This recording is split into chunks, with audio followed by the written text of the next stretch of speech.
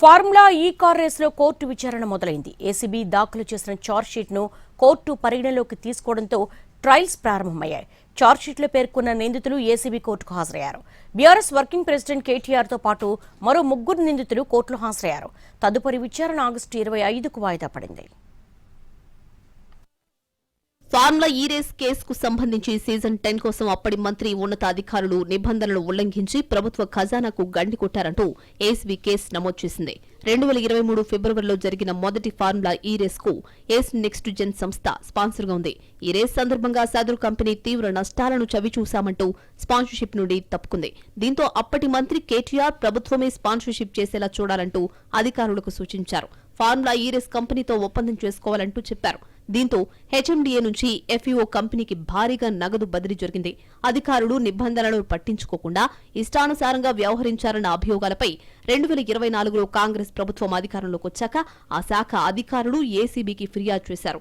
ప్రధానంగా ఐఏఎస్ అరవింద్ కుమార్తో పాటు హెచ్ఎండీఏ మాజీ చీఫ్ ఇంజనీర్ బిఎల్ఎన్ రెడ్డిలు నిబంధనలను తుంగలో తొక్కి నిధులను విడుదల చేశారంటూ ఫిర్యాదులు పేర్కొన్నారు. హెచ్ఎండీఏ నుండి కేబినెట్ ఆమోదం లేకుండా ఆర్థిక శాఖ అనుమతి తీసుకోకుండా సుమారు 75 కోట్ల రూపాయల నగదును విడుదల చేసినట్లు ఆరోపించారు.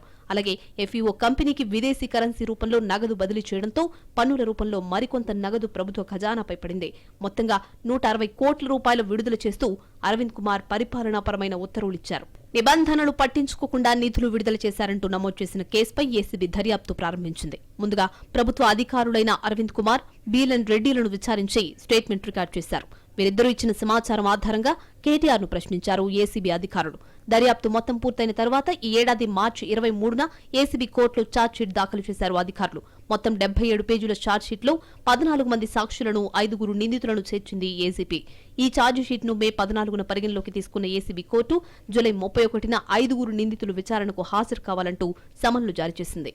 శుక్రవారం ఏసీబీ కోర్టు ట్రయల్స్ ప్రారంభించింది. ఇందులో భాగంగా ఏసీబీ కోర్టు జారీ చేసిన సమన్లు స్వీకరించిన 4 శుక్రవారం కోర్టు ముందు విచారణకు హాజరయ్యారు.